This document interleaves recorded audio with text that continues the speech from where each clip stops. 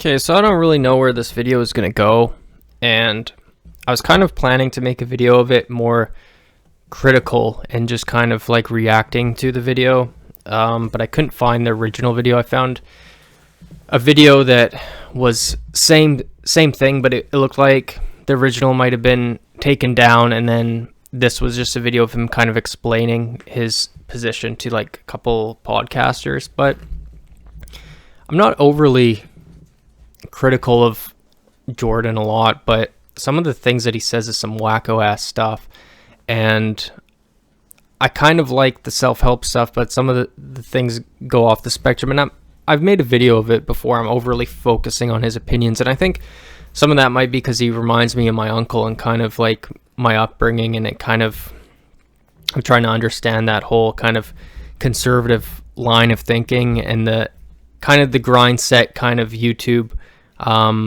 videos really sucked me in about like 5 years ago. But there was a video recently, well, actually maybe not even recently, maybe it was like from a couple years ago, and it just got recycled into my feed maybe a few months ago, and it popped in my head today for some reason.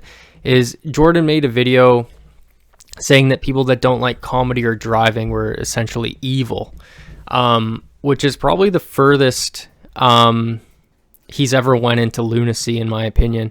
And he better explained it in the podcast video that he was talking, well, actually, I don't know if he was originally talking about it, but he made some criticisms about self-driving vehicles, and that he doesn't like speed limits and all kinds of things, and that it's tyranny. And so he's kind of way into the like right-wing libertarian, like almost to the point of like anarchy, where he doesn't want any regulation on anything, and that a self-driving car would be too much for him, and that he views it as like a tyranny, that the government's in on it, that they want to make sure that they can know where he is at all times. So it seems almost like schizophrenia at that point, but like it is possible, but it takes a village takes a whole village, right?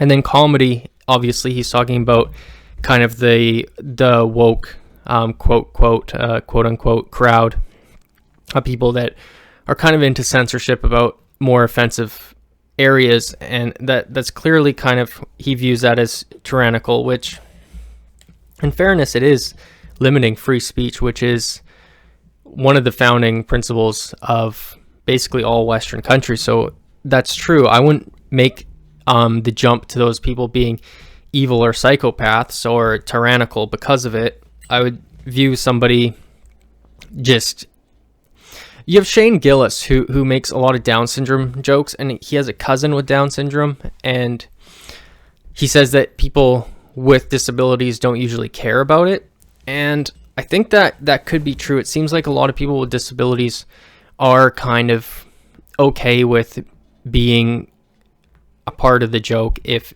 they can reciprocate as well. They're okay with it. I wouldn't say that's for everybody, and I wouldn't say that wanting to defend someone who has Down syndrome from potentially being offended as being evil. I think that some of these inclinations about not wanting to offend people, it's in the right place, and it doesn't seem like it's inherently like a dictatorship because somebody would want to do that. And I don't view, I think he said that driving is based on freedom, and you get in your car, you go wherever you want, and that's, people who don't like that are clearly tyrants. And I don't view it as that. And even if he was onto something in that regard about people who don't like driving, it'd probably just be more regimented people who like predictability, routine. They don't really go out of their comfort zone a lot. But not going out of your comfort zone isn't the best strategy, but it doesn't make you evil. It doesn't make you a tyrant. It doesn't make you a psychopath. So it was kind of lunacy to me to hear that.